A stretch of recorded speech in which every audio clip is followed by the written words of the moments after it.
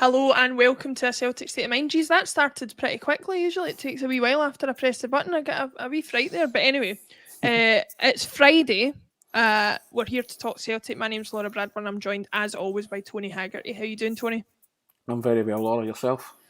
I'm not too bad, and we are infiltrated by another of the compatriots of both our manager and our new coach, Jared. Jared, your blokes from down under are determined to take over our club, aren't they? Nothing wrong with that, is there? At least we got the right colour scheme, green, white. Yeah, all our national teams are green and gold. There you go. Happy days. True. There's worse nations to be associated with, I'll give you that. So plenty to talk about today, as we touched on. We've got the appointment of Harry Kewell to the coaching staff. That's a particularly exciting one ironically for Tony up in the top corner there. He's been quite excited about it. So I'm strapping myself in. I refuse to sing the Harry Kewell song, but you had a rendition before you came on. For anybody watching, better avoided, I'm afraid. I think it's a Celtic Dye reference, Boney M, 70s disco hit and all that, but just... Yep, we've got that. Cut me some slack. I'm 50 next year, so... Well, yeah, I know. Yeah, it says it all. No accounting for taste, that's for sure. That's true. So we've got Harry Kewell to talk about. Siegrist, the new signing. Apparently, our new Argentinian left back has been spotted at Glasgow Airport. Obviously, we'll go to Jared for that one because I'm sure he was hanging about there at some point. Let's get started. Tony, we'll start with Siegrist. Obviously, our new goalkeeper, former Dundee United goalkeeper, has come in. You were at the press conference speaking to him. What were your first general impressions of him and what he had to say about joining the club?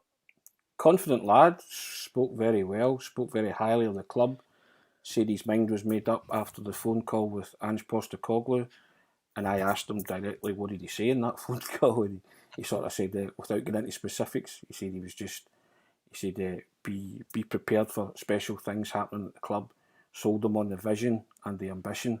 He said, and he said, yep, sign me up right away, it's going to be special. So that's what you like to hear from players who the manager's talking to, that it takes minutes into a phone call and he's decided there and then, yep, I'm coming to Celtic. He's a free agent, he could have gone anywhere. And I really do think that it's a class backup to Joe Hart. It's as good as Celtic could probably have got for a free agent for backup to Joe Hart. And it wouldn't surprise me if he does feature quite a few games this season and pushes Joe Hart all the way, because that's what Joe Hart needs. And I think he'll assume the number 2 over Scott Bain. And I've been impressed with him when I've watched him in some games against Celtic, particularly that save that he made with his foot. I think it was from Giakoumakis in the game that Leila Bada scored in the last minute, and he made reference to that and he said he was absolutely gutted and sickened by that. But the Celtic crowd that day really created an impression on him. All the lights came on with the phones and the noise, and he said the connection between the players and the support. So he said when Ange came calling, it was the ultimate no-brainer. So he wants to be part of it all. He's also desperate to play in the Champions League. So if you're talking about someone that ticked all the boxes and things to say and handle yourself in the press situation, he did that. But I also think he's a talented goalkeeper. And my thoughts, Laurie, you can't get enough talented, good players in your team. Before I come to Jared on his thoughts, I wanted to just ask you your impression of, you talked about him being a good backup there, and obviously as a Dundee United goalkeeper with over 100 appearances for the club, he knows the Scottish game. Before I come to Jared, Tony, did you get the impression that he would be a guy who would be happy to play second fiddle to Joe Hart, or is he here to fight him for that spot, do you think? First and foremost, you said he's here to work with him and not against him. Right. But as part of the goalkeepers union, you know you are trying to oust him from that number 1 slot, and it's great competition for Joe Hart because there's a guy wanting that jersey, so he's going to try. He's damnedest to try and cement that before the end of the season. Whether he can or not, it's another thing, because I think the Celtic fans know that Joe Hart's been the cemented number 1 and he's Ange's first choice goalkeeper. But I just think if you've got an able deputy, someone who could be, in the fullness of time, better than Joe Hart, then I think it's a wonderful thing for the club. I think, listen, we talk about it all the time. We said it before this pod started. There is never anything wrong with adding good players to your squad, and I think Siegrist has always stood out to me as one of the better keepers in the Scottish Premiership. So I was glad to see him unveiled, and something that I didn't even know was going to happen. Jared, what were your impressions and thoughts when you saw it unveiled? Had you heard much about it? Were you surprised by it, and what were your thoughts about it actually as a signing? Are you pleased that he's with us? I'm absolutely rapt we signed him because, Mhm. and it's for a few different reasons, but number one was the fact that I was worried with Joe Hart, like we're going to Europe, if he was to get injured or something was to happen, the massive drop off from him back to Scott Bain, too big a drop off for me. So I Mm. think that's the first issue, that I think Siegrist isn't as big a drop off, if anything, and the competition that he's going to put on Bain, it's always good to have 2 or 3 guys battling out for position. So that's the second thing. But the third, and this is my favorite one of the lot, is he was also linked with going to a certain other club. And as soon as across town, and as soon as we signed him, oh, they extended Alan McGregor like that. So yeah, pretty much shows that old Skintco over there were struggling a little bit and couldn't get the job done, and we've stitched him up. So I'm happy with that. Yeah, well, I have a certain recollection of a certain other player at the other end of the pitch who went for a fitness test across the way and was rejected and came to Celtic thereafter and did not too bad. So hopefully the signs are similar for that. Just looking at some of the comments, and thank you for everybody for commenting on YouTube, Facebook, Twitter, Twitch, wherever you're watching this. Brian says Joe Hart will be some mentor for Siegrist. I'm sure he will be, but I was surprised actually. I think Siegrist is about 30 years old, so he's got some experience under his belt of his own. So, and High Panel, David Bradley says, I think he can take the number one spot. I think we've touched on it already. Like, I think competition is never going to be a bad thing, in any case. And I think, Jared, just to come back to you on that and the point you raised about Scott Bain, even if he's not necessarily what you would want in between the sticks on the pitch, I think it's clear from what Ange says that he's had a massive influence in the dressing room with his teammates and keeping morale up throughout the season. Is that something that you picked up from some of the stuff Ange said at about the end of the season? Surprisingly, yeah. Like I didn't think have as big a deal behind the scenes, but we have lost over the last 3-4 years a lot of experience out of the locker room. Like guys like Lustig goes, Brown's gone. Then you've had other guys like Tierney had captained us a few times. Then you get like Aya had captained his previous club before he come to us. There's a lot of guys who have played a lot of games who have moved on. So if Ange is saying that Bain, even though he's not playing, he's a bit of a leader, then okay, give him the extension. But I didn't think we needed to extend him as long as we did. But yeah, I still think Toby's the future, the long-term future in the number one jersey once Hart retires. But the signing of Siegrist is going to give Toby a bit of time to develop and get into that role. Yeah, I think I probably agree with you on that. Tony, it's an interesting one because I think what it proves from what we've been talking about, and we had a bit of a discussion before we came on air about the way the manager is approaching his signings, the way he's approaching things. Jared mentioned that the drop off from Joe Hart to Scott Bain was perhaps a little bit too high, so he's immediately brought in somebody to bridge that gap.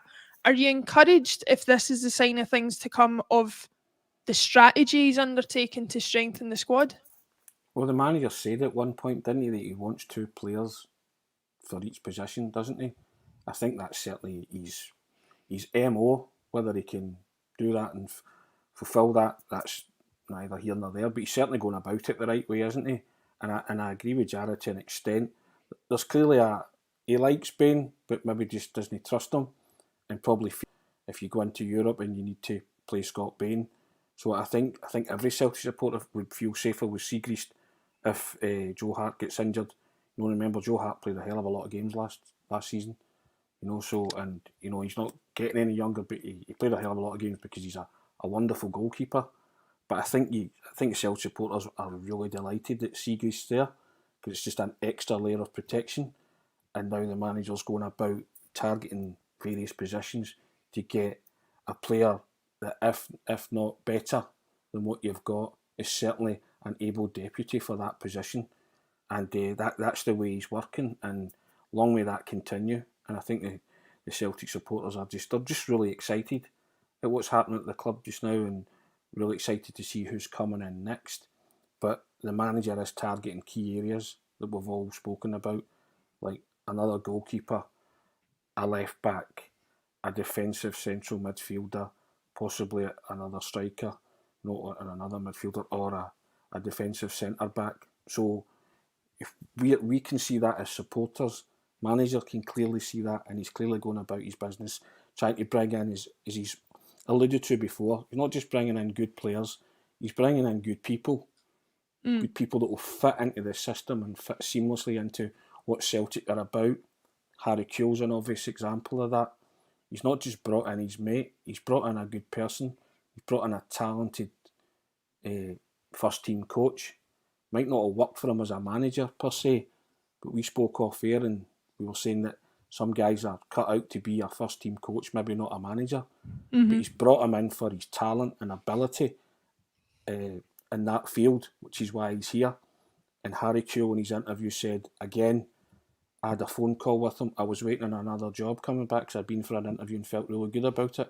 I parked that because I wanted to go there. That's all you want. Everybody who speaks to Ange on the phone wants to come and work with them within a couple of minutes. And I guess it's testament to the manager and the vision that he's selling them, as Seagrist alluded to as well, and his ambition for Celtic. And long may that continue, because if you can do that with goalkeepers, coaches and players, then you're on to a winner and you're on to a good thing. And I think that's why every Celtic supporter is getting excited to see who's coming next. Oh yeah, I think it's exciting times to be a Celtic supporter, and we will get on to Harry Kewell in a second. Sorry, I'm allergic to talking about Harry Kewell for some reason. I nearly sneezed or something. I don't know what's happening. But Jared, I'll come to you first. Tony mentioned that he got connections as he has. He gets sent a picture of Bernabé, our supposed new Argentinian left back, or answer to Juan Pablo Sorin for all those Championship manager players out there. He was pictured at Celtic, not at Celtic Park, at Glasgow Airport this morning. How much have you managed to learn about him, Jared, in the time since we were linked with him, if anything at all? And do you think a left back is a priority for us? Left back is a priority because, okay, if you look just for balance to get to why I think it is, if you look at the right back position, we keep Juranovic and you got Ralston backing him up. That's two quality guys there. If you look at the left back spot, you've got Taylor. Last year when Taylor got injured, we had to play Juranovic out of position. Now, if we're in Europe, in Champions League, playing against a Real Madrid or a Liverpool or Bayern Munich or someone like that, and we have to do that again, as much as I love what Tony Ralston's doing, I don't think that's going to work well for our defensive back across the defence. So I want to get that two quality left backs in, so that issue is fixed. We've got the depth there, and those two can battle it out, because Taylor did improve as the season went along. So first of all, Bernabé coming in, okay, great. We do need another left back who can be a European starting quality one if he's good enough. That's to be seen. Now, from what I've seen, he looks fast. Defensively, I haven't seen a lot of it because the highlights don't really show you that. But the thing with him, the one concern I have, and I've said it on our podcast a few times, is Greg Taylor at corners is really small and Bernabé's shorter than him. That's my one concern. If we're in the Champions League, we're defending, teams are pushing their centre backs up at the corners, we're going to be too small. That's the one issue but I hope I'm wrong. I hope he knows how to use his body well and position things properly and whatever. But yeah, we definitely need a left back. If it's him, great. And I hope he does well. I hope he proves any concern I have wrong. Yeah, I hope so as well, but I think it's a valid concern right enough. Brown Warrior says we need a left wing back, not a left back. If you can't see that, you need your eyes tested.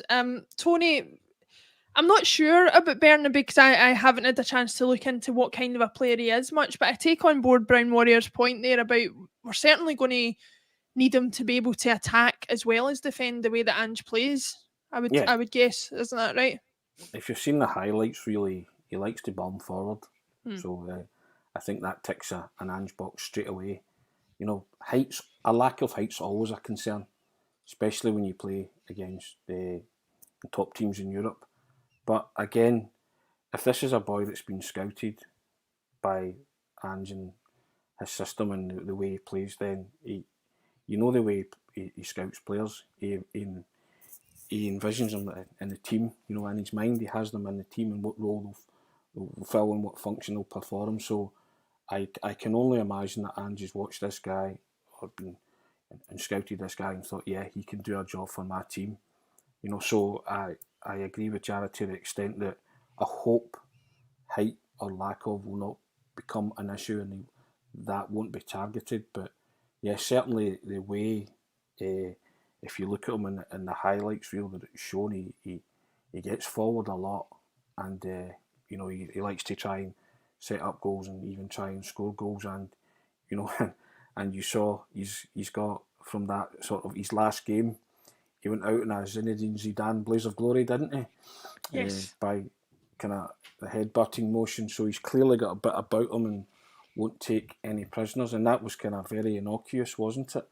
Mm-hmm. It wasn't as if, just kind of a shove. But that's something, that aggression, which is fine, but has to be channeled in the right way. And I'm sure Ange will let him know in no uncertain terms that can't be doing that in Glasgow, regardless of what happens and what people do, but he's young. What is he, 19? Yeah. Yeah, he's 19, so he's been scouted, targeted, and he's probably going to sign for a reason. So, like everybody else, you can see highlights reel and they can look good. You will form a better judgment and opinion once you see him in the flesh. But, you trust the manager in these situations. He's not got a signing wrong yet, has he? He's not put a foot wrong in his dips into the transfer market yet. So if this is another one that he's identified, then bring him on. Let's see what he's got. And as an attacking fullback, I think I like Greg Kewell and I think he had a wonderful end to the campaign. But it's like everything else. You need healthy competition and you need players who naturally fit that position. And Bernabe, I think, is coming in to be a first choice left back. We'll soon see how that pans out.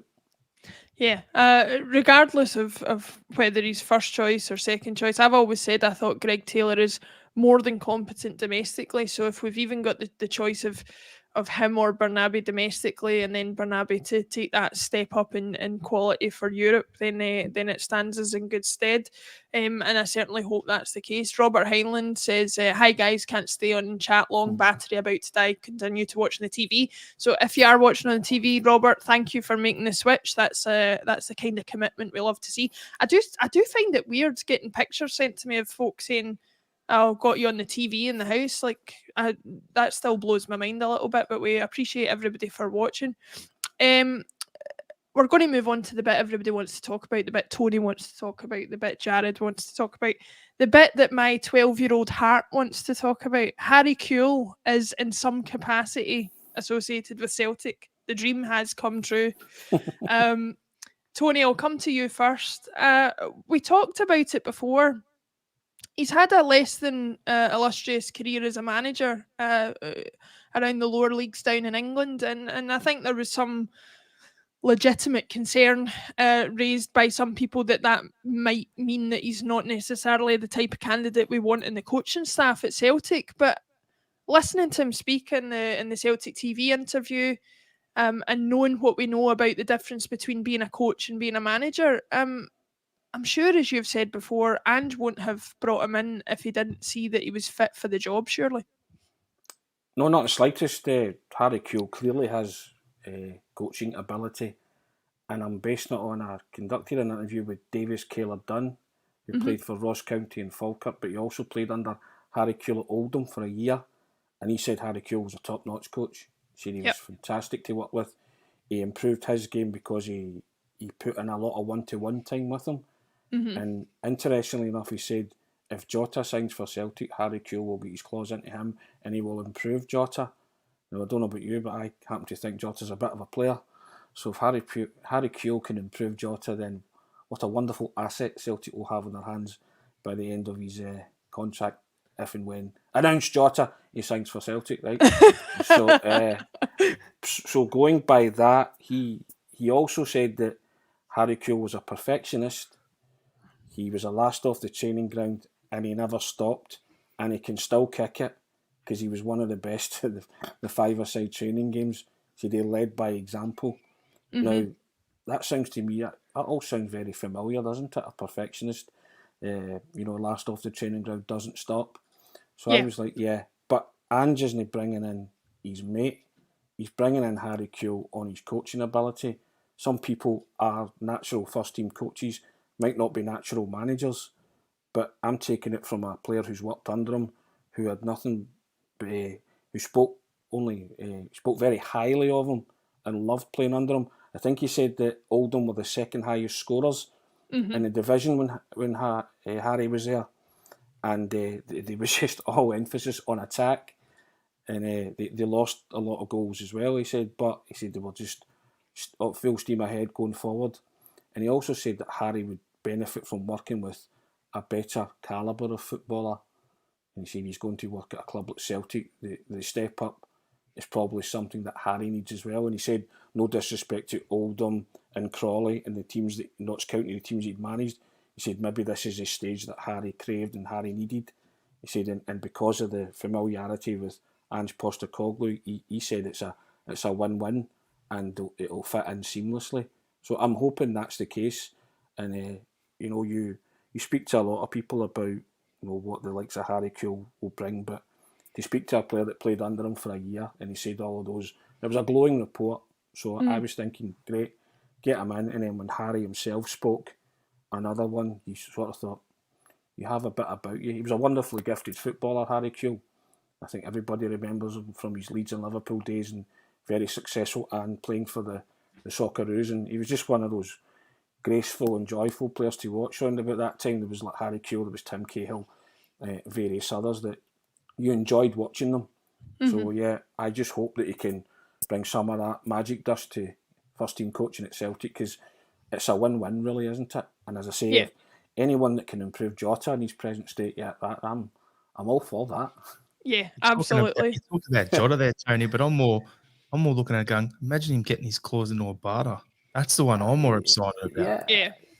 Any other when Davis Keller spoke, he said, particularly the forward players, he said he will improve them because he'll give them a lot of one-to-one time. So you look if he can improve all of them: Abada, Kyogo, Giakoumakis, Jota. I mean, if he improves them all, that's going to be pretty formidable, isn't it? So, as I say, I'm only going on what he said, and Davis Keller said he improved his game.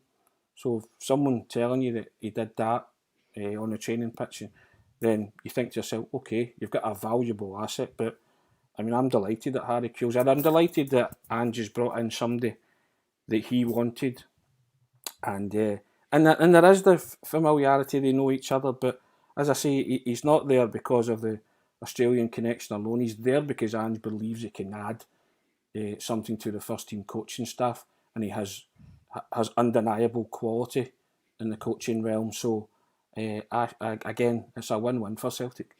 Yeah. Lucy is obviously from the same school of thought as me, says handsome Harry, which no doubt he is. Aging like a fine wine as well, if the recent interviews end to go by. But anyway, enough about my thoughts on Harry Kewell. Let's keep it to the football. Jared, Tony mentioned it there, and Harry Kewell actually said it in the interview.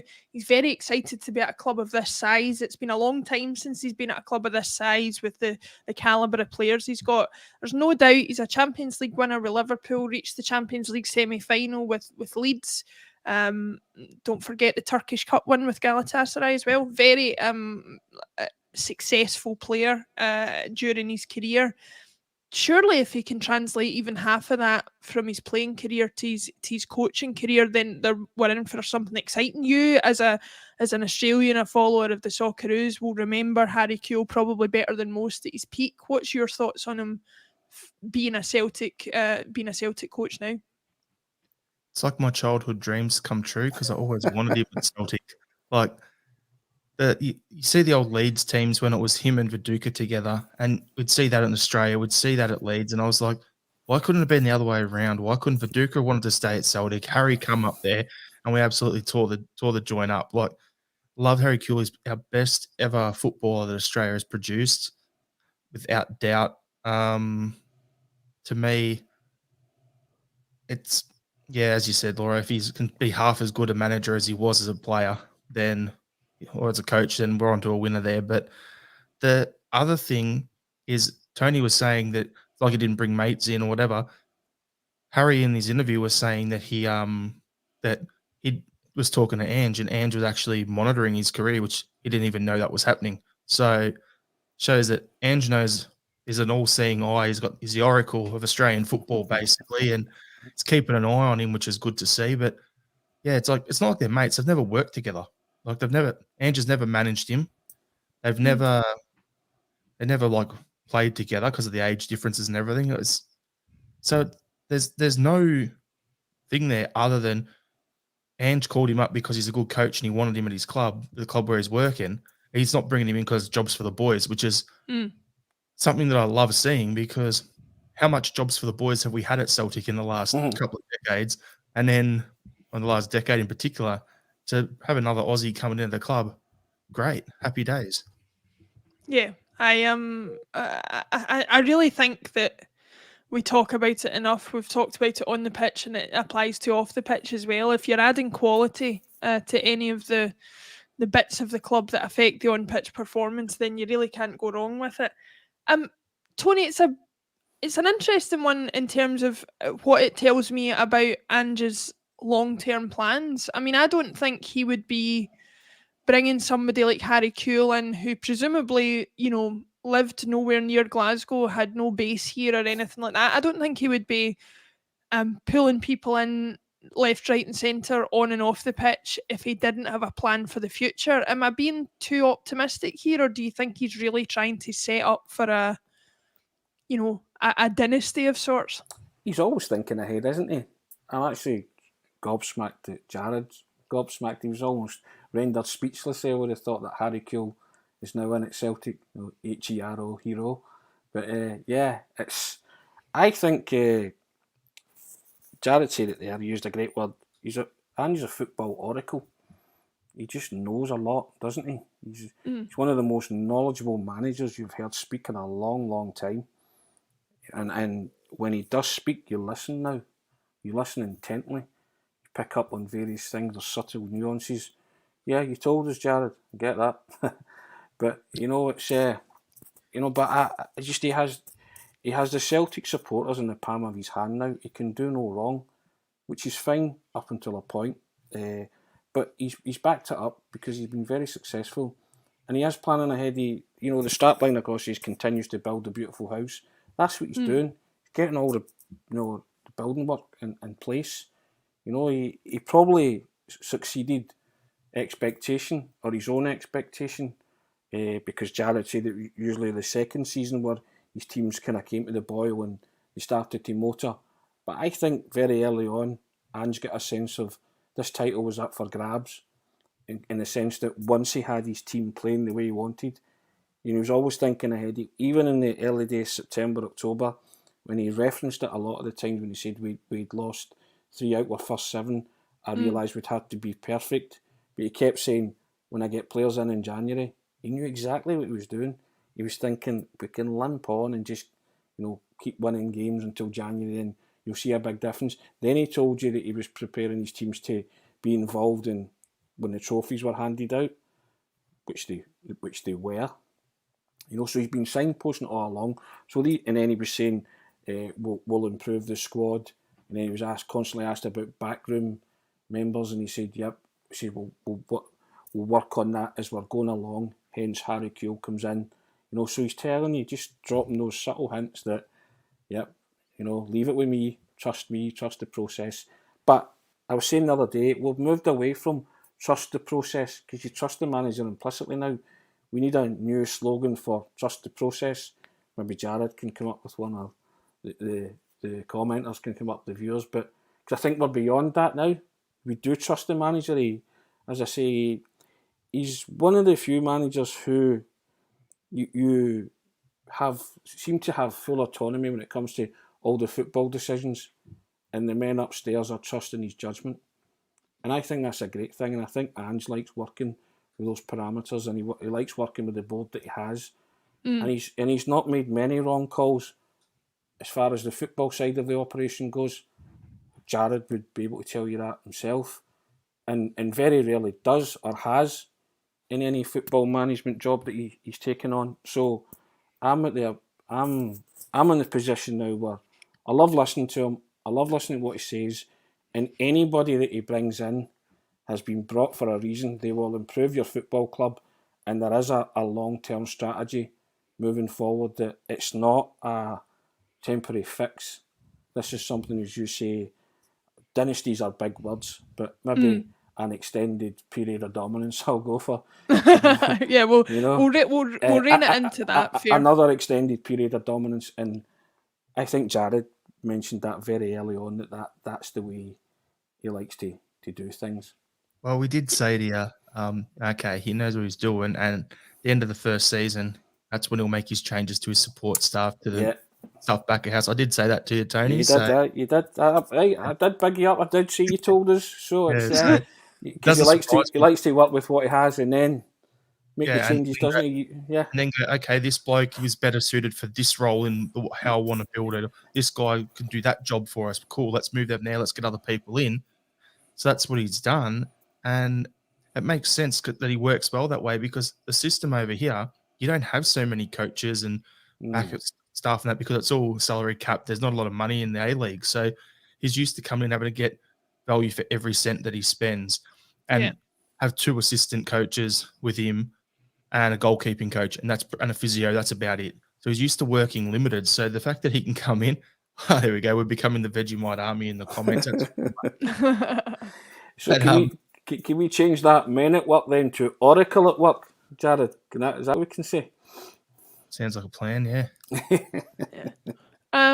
So to everybody in the comments, the second half of the show, I thought what we would do today is, if you're at all interested in our opinions on things, if you've got any Celtic related questions you want to ask us, either about current goings on or things in the past, then feel free to get your questions in and we'll do our best to answer them. But while we're waiting on those coming in, Jared, you mentioned it there, Tony's talked about it.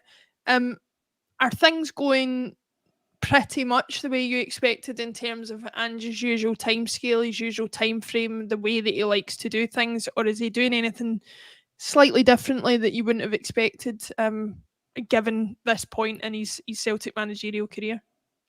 On the pitch, we're ahead of schedule, because as I said previously, the way Ange even said himself, last season was like 2 seasons for him. Like the A-League, we play 36 games total or whatever. Played almost 50 to 60 games, so it's the equivalent of 2. So we're ahead of schedule on that side of it. So the rebuild, now it's a retooling and, make a few additions here, a few subtractions, move people on, rather than having a massive overhaul. We need another 10 players in again. So we're ahead of where I thought we'd be at this point in time. In terms of the off-the-pitch stuff, I think we're pretty much spot on.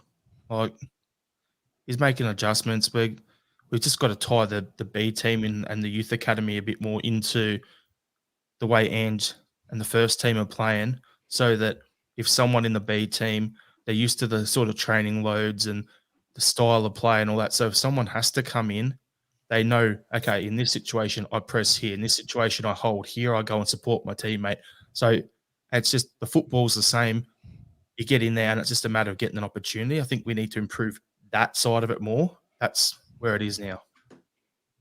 Yeah, I think I'm encouraged by what I see in terms of, I don't know what his usual timescale of working is, but certainly he looks like he's working methodically, as we've come to expect from him, which is the least we can expect. Tony, I think Jared raised a good point there about the B team as well. I expected, perhaps not because it was the first season, but I did expect a little bit more integration, a little bit more back and forth between the players that are in the B team and the senior team, and for it to be treated more like a development squad than it seems it has been so far. Are you expecting, as time goes on, perhaps we'll see this season that there is going to be a bit more, obviously taking into account restrictions that apply, that there is going to be a bit more involvement from some of the B team players in the first team squad than there has been so far? Well, as Jared alluded to there's a tweak, right? Steve McManus is now going to work with the B team, right? So he's going there for a reason, to make these guys oven ready. That the B team is going to emulate the first team now in every training session, every training schedule, so that when they make that step up, that it's not a difference in class. They are coming in and doing things that are natural to them. I think when Ange Postecoglou came in at first, his immediate priority was the first team, hauling Celtic off the canvas and getting them back to winning ways again, but with an eye, because he's always got an eye on the future, on what was happening in the B team. And he drafted a couple in, and you saw the likes of Dawson at St Johnstone Boxing Day that day. And a couple came in and that merited their spot, and others came in because of the injury situation. And you maybe thought at times, okay, are they ready? Possibly not. So he was learning then, saying, right, as we're moving along, I'm going to address that. And as Jared said, he clearly does that. The second season brings in coaches and then turns his attention to it. But he had been alluding to it, that he didn't want the step up to be such a gulf between the B team and the first team. And I think now you'll see any B team player coming into the Celtic first team, one will be there in merit, and they'll be doing all the things that the first team guys are doing. So they should be ready to cope with the demands of first team football if and when they're drafted in and given a slot. But you might see more of it, because he might be able to himself trust his own processes, because they're now in sync. Whereas maybe it was a bit disjointed last season because his attention was really on the first team, but had his eye on what was going on everywhere else. But I think first and foremost he wanted to get a settled Celtic side that could compete for that title and win the title, knowing full well how important it was to get the Champions League money and automatic access into the Champions League group stages. But the tweaks that he's made have been done for a reason now. He's now all-seeing, the oracle, as Jared calls him, and everything is now falling into place the way he wanted it, possibly ahead of schedule. But you're better being ahead of schedule than being behind the 8 ball, aren't you? No, absolutely. James Donnelly says Ange is going to be with us for years. The old Bordeaux manager Guy Roux was with him for 32. Get Ange on a 30-year deal. I mean, I'm all for it. And I think that's fair. Do you know something? I knew it, guys. I knew I shouldn't have asked people to send their questions in, because I've absolutely set ourselves up. Red Scotland says, Jared, is it kangaroo ears you've got? And where was the other one? There you go. Dermot Celtic Rabbito, is Tony's wardrobe a TARDIS, and is he in it? Yeah. And then the last one, which was quite good here, is Brown Warrior. Will too many Aussies come into Celtic turn the club upside down? Boom, boom. Brown Warrior. No, some serious questions, folks. Come on. I can answer the last one. All right, I'll just make the toilets flush the wrong way. Do you know, I don't even know. There you go. I don't even know if that. I'd love to come to Australia just to flush a toilet. I don't know if it flushes the wrong way or not, but it's interesting enough anyway. I don't even know if I know what way they flush here, to be honest, but there's better things to discuss than that. And obviously the wardrobe references the room that I'm usually in.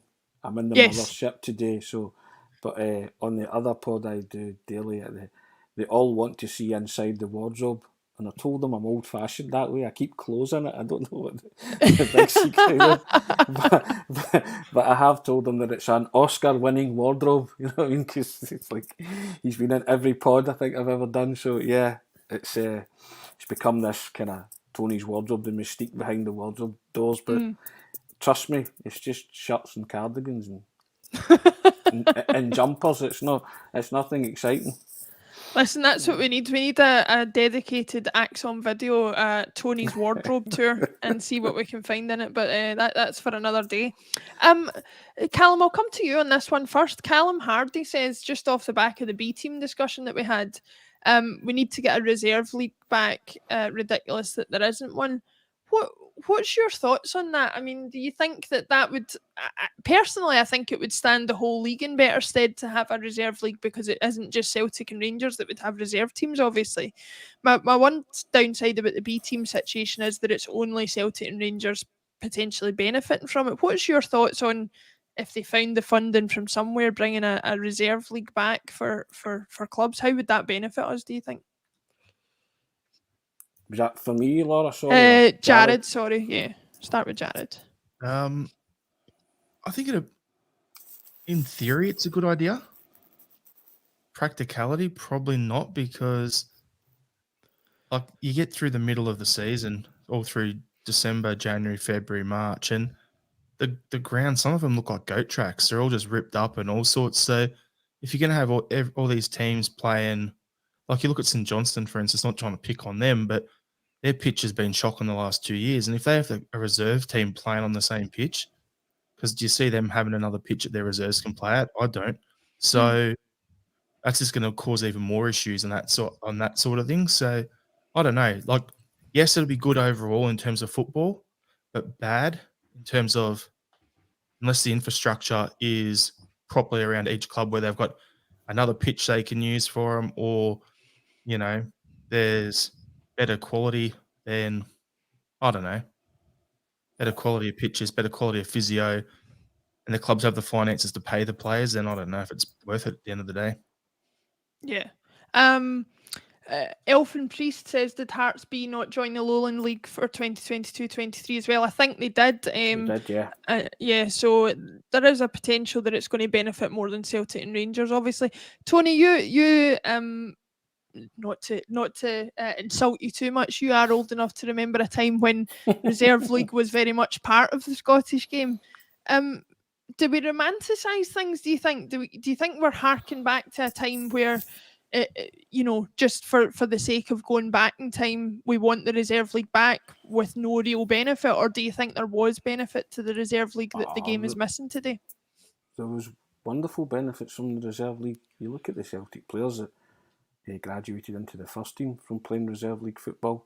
You know, the crowds that you used to get for Celtic Rangers Reserve League matches were quite astronomical. I know it's a different time, but the premise was the same. The premise was to promote your up and coming youngsters and give them a taste of what first team football would be like before they take that step up. And the Reserve League was a brilliant practice, but I think, as Jared says, the practicalities of now getting it back, and the cost would probably far outweigh its merits. It's a shame. It does belong to, history, sadly. But a lot of Celtic players came through the reserve side, and there was a lot of emphasis on clubs with reserve teams because their fixtures mirrored the first team. So it was always, if Celtic were playing Rangers, Celtic reserves were playing Rangers reserves. Celtic were playing Partick Thistle, they were playing Partick. So there was always that there was something special about it. And I just think it's a time that's come and gone in Scottish football. And the closest thing you are getting to it is maybe the Lowland B league teams where it's competitive football. And that's, it's a step in the right direction, but I still think the gap's too much at times. And you're never going to replace that unless you bring back a reserve league. But, someone in the comments said that you just can't finance that, sadly. Yeah. But there is a kind of, mystical reverence about it all, where the fixtures mirrored each other and all that, and a lot of people, when they couldn't go to away matches, went to watch the reserve team, and sadly it's a practice that's gone from Scottish football, and I'd like to see that kind of come back, but it's a shame because there was all, in the know people could tell you the next big thing coming through, so people who'd watched the likes of Charlie Nicholas, Danny Craney, these kind of guys back in the day, if you're going to question my age, people like that coming through the setup, they were saying, oh, there's a young kid here, you should look out for him, that kind of stuff, and maybe making it more relevant. Aidan McGeady was making waves very early in his Celtic career at various unders. Callum McGregor the same, to bring it kind of right up to date. So, that kind of practice and skills and just way of Scottish football life is sadly lost, and it's in the ether, and it ain't returning.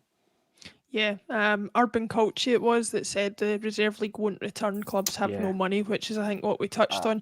Brown Warrior, you're on a roll today with your comments. Says now players coming back from injury got a few games to ease back into it, which I think is a fair point as well. Jared, it's an interesting point Brown Warrior raises there. I mean, I think we've seen a few instances. James Forrest and Christopher Julian spring to mind of players who appear to have struggled to get over injuries, perhaps in part due to the fact that they've not been able to have very much match practice without the reserve leagues in place. Do you think, given our injury records the last few seasons and things like that, that is something that's going to continue to hinder us going forward? Or are you hoping for an improvement on that front? I'd hope it improves. If there was the reserve league, yeah, it makes sense to bring guys back through that. However, on the return of injury side of it, what worries me is if say we did bring back the league, reserve league, how many clubs are going to want to go plastic pitches? You know what I'm saying earlier about pitches breaking down. We want to get away from plastic pitches. Now you got guys like Julian coming back from an injury, and if he was to play a bunch of games on a plastic pitch coming back from his injuries, it wouldn't be good for him. So I'm just thinking that. But ideally, we need a way to get guys runs in guys' legs, bounce games, whatever, so that guys can play a few games before they look to come into it. Because I think that would have helped Jamesy Forrest, would have helped Mikey Johnson. If there was a reserve league, it would have helped Karamoko before he got hurt last season. There's just a whole bunch of players there that I could rattle off probably another 3 or 4 if I wanted to, but there needs to be a way to develop and get guys back so they're getting a few games in the legs before they come back into the first team squad. Like, you don't want to be bringing people straight back in from the cold. That's how they get injured again. So, yeah, plastic pitches in the way, and a reserve league, unfortunately, unless there's more money in the league, then that's not the way either. Yeah. Tony, Frank Kennedy says here, why do the rest of the teams in the SPFL not complain about the plastic pitches? I can understand the need for it for finance, but it makes our league look amateurish. I don't know that the rest of the teams don't complain about it. It's perhaps that we just don't, we're not involved in those conversations with fans. So I don't know what the other clubs' opinions are. But what do you make of the point that Jared raises about, the link between plastic pitches and potential injury, balanced up against obviously the fact that we are in Scotland and weather might dictate that they're necessary? Well, you can bracket Frank's comment there. I can understand the need for finance. That's it in a nutshell. Clubs like Hamilton Accies and Kilmarnock, previously Dunfermline, Livingston, need plastic pitches because they're a vital source of income and revenue, and until they're outlawed or they're banned, then they're going to keep with them. It doesn't make for a happy campers in the league with the rest of the teams. It doesn't sit well with them. There's better plastic than others, but ultimately it's not ideal for players to be training or playing on it, but it's a kind of necessary evil for some clubs, and that's the bottom line. And they will persevere with them until they're told that they can't use them anymore. But I'm of the opinion that in no top flight league in European football should there be plastic pitches. It's just my own thoughts. I've always felt like that. I think there's enough evidence to suggest that they cause injuries and they're not good for players' limbs long term. So I would outlaw them, but UEFA have said they're good to go, and clubs, and it's a vital revenue stream for them. So you cannot deny the likes of Hamilton, Kilmarnock, Livingston, or whoever wants to have a plastic pitch if it's bringing in vital finance, as Frank said, and that's the biggest argument there. With those words, I can understand the finance argument to it, and how unless UEFA step in and say, no, every top flight league in Europe you must play in grass, then they're here to stay, sadly. But I agree with Jared. I just, some of the state of the plastic pitches, especially the Livingston one, you witnessed it for yourself, or the pellets rise up, when you see the ball bounce and stuff, and it's like playing five-a-sides down the Pits League. If you've ever played five-a-side in a pitch league in It's like Glasgow, indoor. you know all about it. So yeah, It's like what they I used to do indoor futsal over here, Tony. yes, indeed. But yeah, in the early plastic synthetic pitches, it was just painted concrete, really. You know what I mean? So Yeah. we've moved on since then, and it's as synthetic as you can get, but it's still no ideal. I defy anybody to tell me that they've witnessed a decent game of football on a synthetic pitch. None spring to mind. I mean, there will be somebody who'll dig out and say this was a great game, and but I've never seen a good game on, and I think it spoils it as a contest. Yeah. But you have to learn to deal with it. But as for bringing back players and integrating them back into your first team and getting them game time, that they shouldn't be playing on plastic if that's what you're doing, and nursing them back from injury, because I think it's potentially putting them at risk again. Yeah. Jared, is it something that is a European exclusive thing in your experience? I know that obviously Australia has a lot of outdoor sports, and obviously the situation with weather there is slightly different. But speaking from the finance point of view, is there a lot of plastic pitches out there, either for soccer or for cricket or for anything like that, or is it something that's quite alien to you from over that side of the world? It's starting to creep in a bit. Not at the pro level or anything like that, but like a lot of the primary schools now, their yards, we used to have like a footy oval that was grass or whatever, is now, the plastic pitch sort of thing with running tracks on it and that sort of that. And then you look at some of the other domestic clubs, like there's the club that just won the A League, Western United. Mm, Their training base is about 10 minutes from my house over here. mm, And they've got 2 grass pitches that they train on, but then behind their change rooms, there's 2 plastic pitches there. right. And on the weekend, they have like a local club players on the grass pitch in their seniors, reserves, women's, all that. But then their juniors play on the plastic. So I don't know. To be honest with you, it's there, but it's not as prolific because it's not at the professional level or even the next tier down at the MPL level. Mm. I think I'd be more concerned if the team were training on a plastic pitch than I would be a one-off game on a plastic pitch, to be honest. So I'm glad that doesn't seem to have spread with any great with any great strength in the Scottish game. But it's not something we're going to solve today, that's for sure. Tony, to close out the show, we've talked about some of the moves Ange has made, some of the changes that have been made at the club. What are your expectations over the next couple of weeks? Like, are you expecting much more movement, many more players in the Announce door? Jota. Yeah. Against Jota so I can save. Yeah. It's a difficult one. To come to that point, Tony. Actually, we talked about it. My personal opinion on the Jota situation is it's going to get done. I'm not particularly worried about it. I'm looking at other things. Am I wrong to take that view on it? No, not in the slightest. I'm being very flippant. I think a lot of Celtic supporters are hoping this is the Good Friday when Celtic announce Jota. But if not, it will rumble on. But he will come. All the signs are that it's going to happen. So I'm relaxed about that. As to what happens in the future, well, Bernabe coming in as well.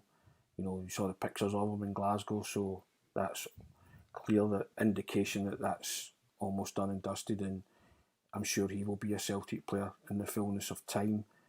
Another one bubbling away, or that was credited with an interest, was Ben Davies, wasn't it? Mm-hmm. From Liverpool. Now there's been a fee of $4 million allegedly quoted it somewhere in the Twitter sphere, and a lot of Celtic supporters' opinions are divided on that. That he had the chance to come before, and they wouldn't go there again. But again, if it's somebody that Ange has watched, is aware of, and likes, then he's not here to please people, they said. He's not here to entertain people. He's here to bring in good people and good players to the football club. So if Celtic want to pursue that, then they will. I don't know where you stand on players being given a second chance to come to the club, having said no the first time, but he said no to join Liverpool through that point where English Premier League champions and was going on to become European champions. So, that's players have decisions to make in life. He didn't play not being wise after the event, but most people could have told him that. But he wasn't coming from any kind of standpoint that he knew about Celtic, or he had no Celtic connection at all. So why would he choose Celtic over Liverpool at that juncture in his career? Now, I think under Ange has made Celtic a very viable option for a lot of players. So that's one that might bubble away, might come to something, might come to nothing. But as Jared said, we are now working towards getting players, decent players, and backups for every position, which is heartening to watch. There's other players that you talk about all sorts of players that have been linked with Celtic for the next 5 minutes, whether they come or not. But again, I trust the manager to bring in the right players and who will make a valid contribution. As I said at the top of the programme, it's just an exciting time. Celtic fans are beside themselves as to who's coming in next and where they'll fit into the team and the system and who's going to play and who's going to do what. But I think for a first time in a long, long time, can't wait for the season to start. Can't wait to see the Champions League group. Just the fans just can't wait. They're at the edge of their seat. They want it to start tomorrow. And they get the feeling that something good's happening under Ange Postecoglou, as Jared told us it would.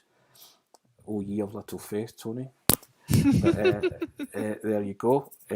But and part of that is bringing in quality football players to your team. And that's what's happening right now. And when was the last time you were so excited about a transfer window that one player had Celtic fans and raptures and daily postings and daily hourly tweets, minute tweets, get this deal done, get this deal done. That's just a sign of the excitement and the buzz that Ange Postecoglou has created, and it's fantastic. And long may it continue. Yeah, Jared, I think Tony raises a good point in terms of the change of attitude amongst the support. I think after the 2 years before last season, I think we were all looking forward to the summer to get a break from Celtic, whereas it's the other way around now. We're they're maybe getting a bit of a break from us, and we're dying for them to come back. Have you been aware? Obviously, you have to put in a lot of effort to follow the club from so far away, but are you aware of the change amongst the support as a whole in terms of the feeling about the club, the feeling and the attitude towards the management team, and how attitudes have changed to be a lot more positive? It's pretty obvious because the connection of like the Holy Trinity we talk about, the players, the managers, the fans, that three become basically reinvigorated that connection last season. Everyone in that team is just so likable. The coaching staff are likable. Even Kennedy and Strachan, we didn't have as many laptop memes last season. There you go. That says it all. So everyone was so likable, and I thought, it'd be great to get a break. Let our players actually get a long break here because they don't normally get it. I am so over it. I want football back already. Like, you're going. I'm missing my 2 a.m. get up to watch a game. Like, come on. Yeah. I'm missing it. Like, I just want to see Celtic play again. It's that simple. I'm hanging out. It's like 3 weeks or something till the next practice game. Yes, I'm counting. It's a feeling that we're certainly itching to get back into place. And like you say, that I said this all along about the whole laptop meme and stuff with Gordon Strachan with Gavin Strachan. People only take the mick out of things that stand out if it's not working. If it's working, then suddenly the laptop becomes not a big deal. The only reason people were jumping on that particular bandwagon is because things weren't working and they needed something to blame. So, they'll find something else if it starts to go wrong. But at the moment, we ride the wave while the going's good, and having Ange there to lead the way is certainly something that I can't complain about.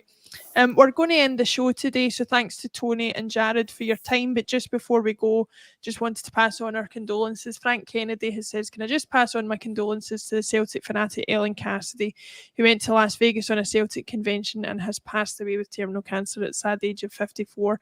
Any of our friends or family are watching, obviously everybody at Acsom sends on their condolences. 54, I'm sure, as most people would agree, is no age. And whether you're a Celtic supporter or not, it wouldn't be human not to pass on your condolences and thoughts to the family. So all the best to everybody watching who's been affected by that. Thank you, Tony. Thank you, Jared. Thank you, everybody in the comments. There's been a fantastic conversation about films going on in the comments, which I would have loved to get involved in, but we're here to talk about football. Maybe there'll be a film podcast one day that we can get into more depth in that, but we will wait and see. Tony, thanks for joining me. Jared, thanks for joining me. We will see everybody very, very soon.